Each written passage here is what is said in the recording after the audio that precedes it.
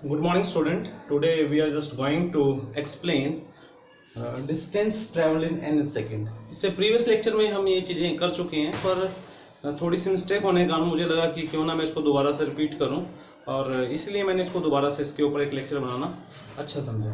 तो समझिएगा इसको, distance travelled in an second बड़ा आराम से समझिएगा, क्योंकि ओनली वन लेक्चर मैं इसके ऊपर बनाने जा रहा हूँ। देखिए, distance travelled in an second का मतलब क्या होता है। nth है, पहले तो आपके ऊपर इसके ऊपर फोकस करना है। मैंने यहाँ nth लिखा है। देखिए कंसेप्ट क्या है कि अगर मान लीजिए हमारे पास 10 सेकंड है, 10 सेकंड तक कितना डिस्टेंस ट्रेवल किया उसको हम n मान रहे हैं यहाँ पर। ठीक है, मैंने क्या मान लिया n, यानी 10 सेकंड में कितना डिस्टेंस ट्रेवल किया उसको मैंने मान लिया Sn। फिर मान लीजिए 10 में से अगर 1 को घटा दिया जाए तो कितना बचेगा, 9 बचेगा।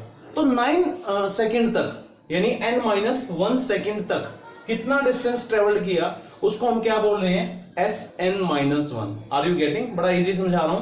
अगर कोई आपसे पूछ ले कि 9 और 10 सेकंड के बीच में, 9 और 10 सेकंड के बीच में, जैसा कि मैंने यहाँ पर देखिए क्या बना रहा है, यहाँ पर एक ये सर्कुलर पोर्शन सा बनाया कर्सिव करके थोड़ा सा, ताकि मैं आपको शो कर सकूं इसके बीच में कितना डिस्टेंस ट्रेवल किया है। तो मैं यहाँ पर बना के दिखा रहा हूं, this point and this point, इसके बीच में जो बनेगा वो ले लिया मैंने dn।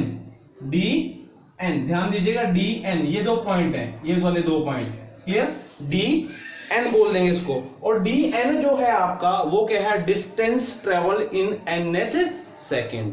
nth का मतलब 9 और 10 सेकंड के बीच में कितना डिस्टेंस ट्रेवल किया, यानी 1 सेकंड ही हो गया एक तरह से देखा जाए तो। कितना डिस्टेंस ट्रेवल किया उसको क्या बोल देंगे हम, Snth। तो यहां पर मैंने लिख दिया dn that is equal to Sn minus Sn-1। Are you getting? बड़ा इजी है।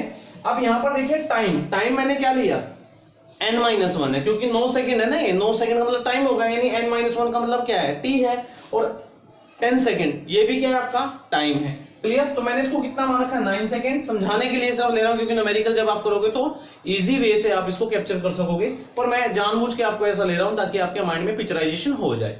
तो ये हमारे पास Sn है।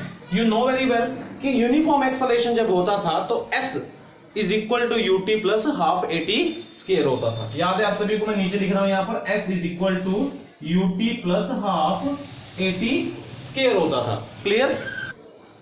देखिए, तो हमने क्या किया, Sn का मतलब distance travelled in n second, n का मतलब यहाँ टाइम है, तो t, यानी ये t जो है इसकी जगह पे क्या आ जाएगा, n आ जाएगा। सिमिलरली ये भी क्या है आपका t, तो इस t की जगह पे कितना आ जाएगा, n-1।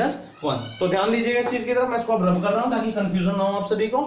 तो देखिए यहाँ पर हमारे पास क्या आ जाएगा, that is equal to un plus 1/2 an square minus, ये आपको पता है मैंने पूरा का पूरा ओपन कर लिया है, तो यहाँ पर minus un, that is minus un minus minus plus, that is u minus 1/2 an square minus a/2 plus an, क्या आ जाएगा, प्लस an। अब देखिए क्या चीज आपकी यहां से कट ऑफ होती है, तो an square this one cut off.